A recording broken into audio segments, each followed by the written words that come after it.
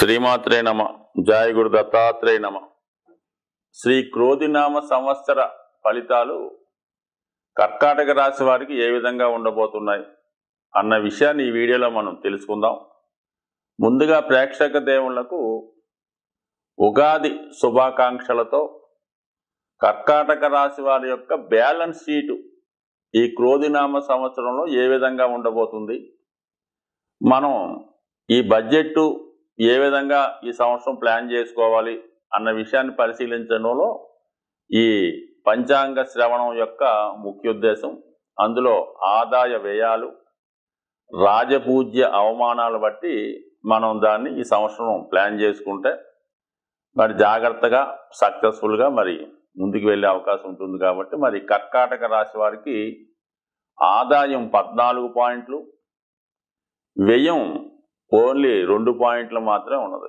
So దీన్ని బట్టి ఏంటంటే చాలా మిగులు బడ్జెట్తో ప్రారంభం అవుతుంది అన్నమాట.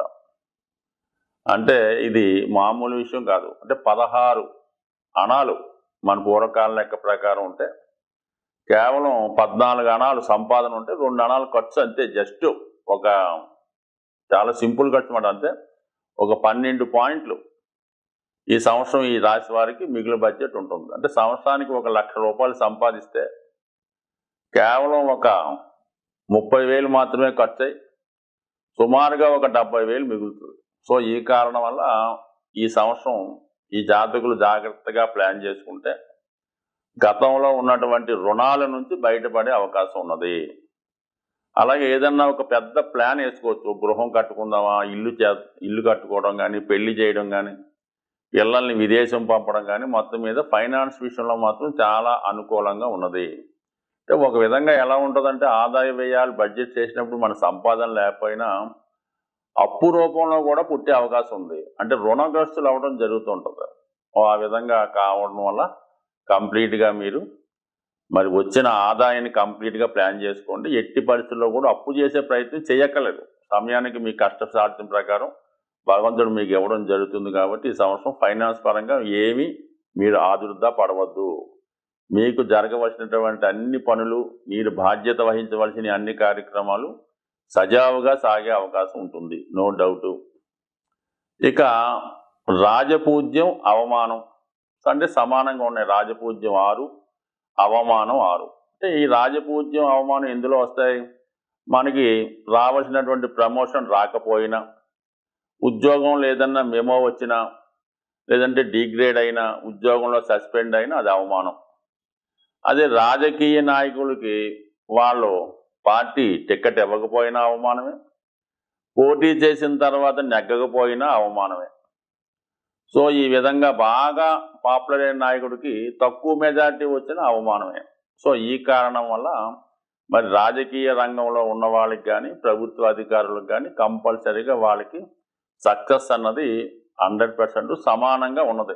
ఎట్టి పరిస్థితుల్లో కూడా భయం లేకుండా 100% మీ ప్రయత్నం మీరు చేయడం వల్ల విజయ అవకాశాలు మీకు రావడం జరుగుతుంది. అంటే అధికారులకు మరి ఓవర్ ప్రమోషన్ కాకుండా సాధ్యమైనంత వరకు ఒక మాదిరి ప్రమోషన్ రావడం, అలాగే ఎన్నికల్లో పోటీ చేద్దాం అనుకున్న వాళ్ళకి మరి ఓవర్ బంపర్ మెజార్టీ కాకుండా బొటాబొటిగా తక్కువ మెజార్టీతో గట్టెక్కే అవకాశం ఉంది. మరి ఆర్థిక వనరులు కూడా అనుకూలంగా ఉన్నాయి కాబట్టి 14-2 కాబట్టి కంపల్సరిగా మరి రాజకీయ నాయకులకు కూడా విజయ అవకాశాలు పుష్కలంగా ఈ రాశి వారికి ఉన్నాయి. సో ఈ బ్యాలెన్స్ షీట్ పక్కన పెట్టుకుంటే మరి రేపు ఏప్రిల్ 9 నుంచి మనకి ఉగాది ప్రారంభం అవుతుంది. సో ఉగాది 9వ తారీఖు నుంచి 30వ తారీఖు ఏప్రిల్ వరకు కూడా గురువు దశమ స్థానంలో ఉంటూ మరి మే 1వ తారీఖు నుంచి 11వ స్థానంలోకి మారడం జరుగుతూ ఉంటుంది.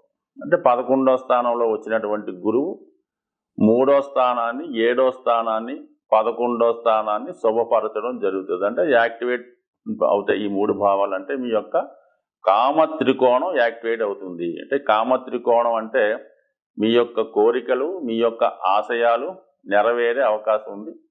అలాగే వివాహానికి సంబంధించినటువంటి భావం కూడా సప్తమం 3 కాబట్టి కంపల్సరిగా వివాహ ప్రయత్నాలు, దానికి సంబంధించిన కార్యక్రమాలు నెరవేరుతాయి. అంటే 3, 7, 11 భావాలు యాక్టివేట్ అవుతాయి. 11వ భావంలో గురువు రావడం వల్ల ఈ రాశి వారికి ఎలా ఉంటుందంటే షష్ఠ మరి 6, 9 భావాలు రాణిస్తాయి. అంటే 6వ భావం అంటే ఉద్యోగం, ప్రమోషను, రుణ ప్రయత్నాలు, ఆరోగ్యం, ఇవన్నీ మీకు అనుకూలంగా ఇవ్వడం జరుగుతుంది.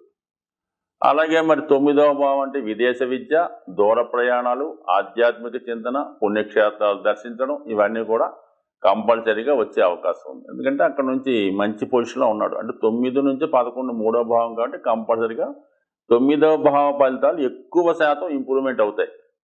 ఈ 6వ భావ ఫలితాలు కూడా కొంతవరకు అనుకూలంగానే ఉన్నాయి.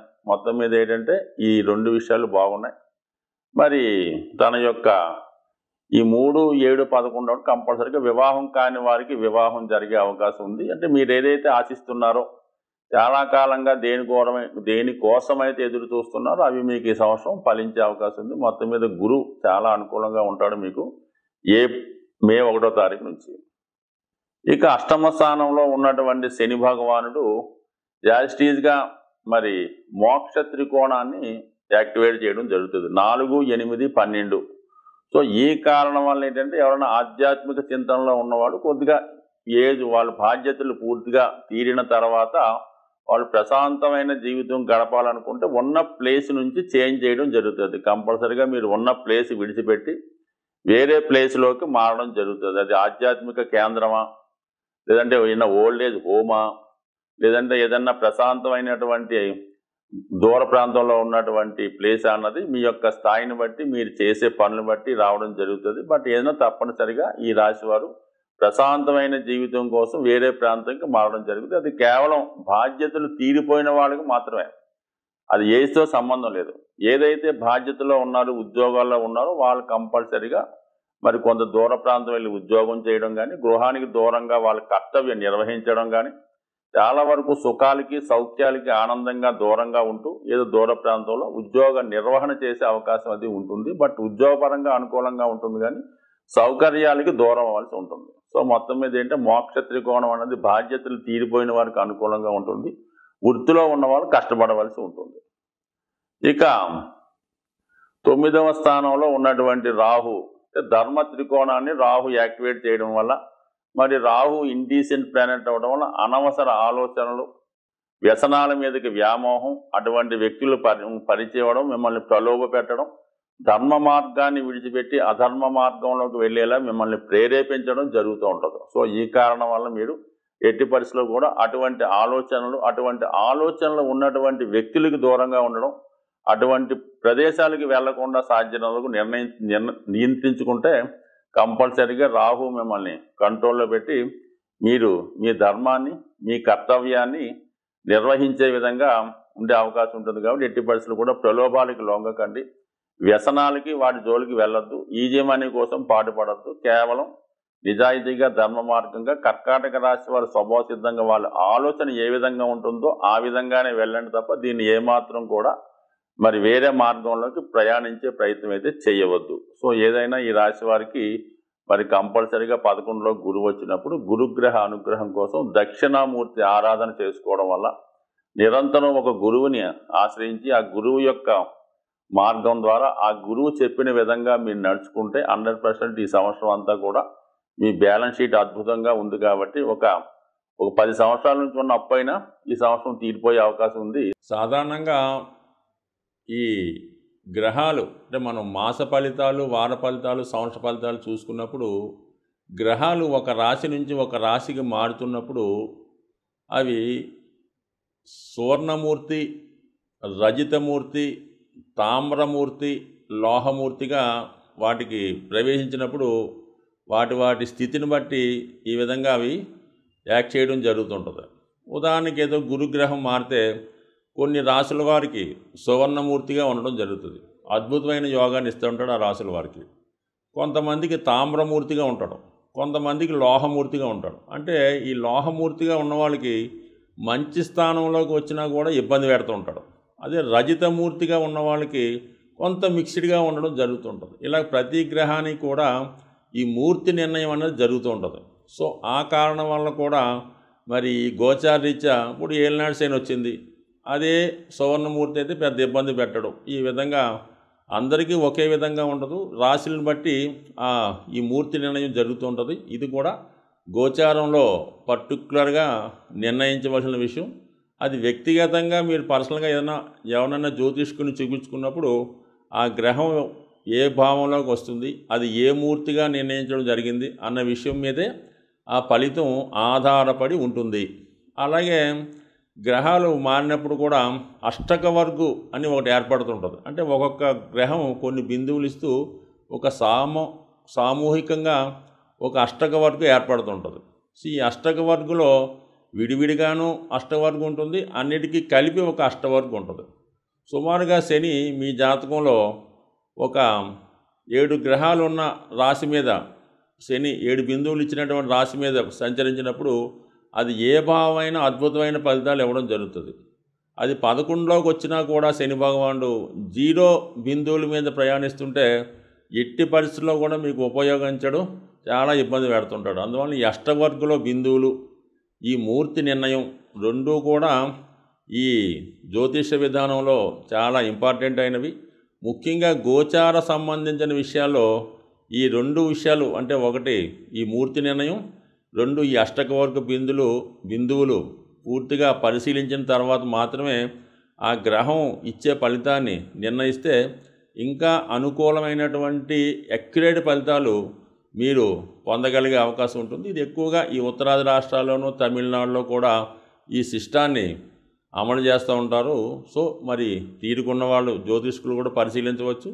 అలాగే జ్యోతిష్ అభిమానులు కూడా ఈ విషయాన్ని దృష్టిలో పెట్టుకొని మీరు జ్యోతిష్కుని సంప్రదించినప్పుడు ఈ విషయాన్ని కూడా తెలుసుకుంటే మీకు ప్రతి సంవత్సరం మీరు జన్మ జాతకంలో ఈ అష్టక వర్గు సీట్ ఒకటి ఉంటుందన్నమాట.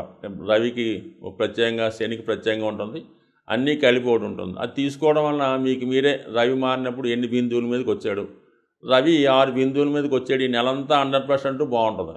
రవి 4 బిందువులు వచ్చాడు, యావరేజ్గా ఉంటుంది. రవి 0 బిందువు మీదకి వచ్చాడు, చాలా దరిద్రంగా ఉంటుంది. సో ఈ విషయాన్ని కూడా మీరు గమనించి నిర్ణయించుకుంటే మీరు ఖచ్చితమైన ఫలితాలు పొందుతారు. జ్యోతిష్యం మీద నమ్మకం కూడా పెరిగే అవకాశం ఉంటుంది. స్వస్తి.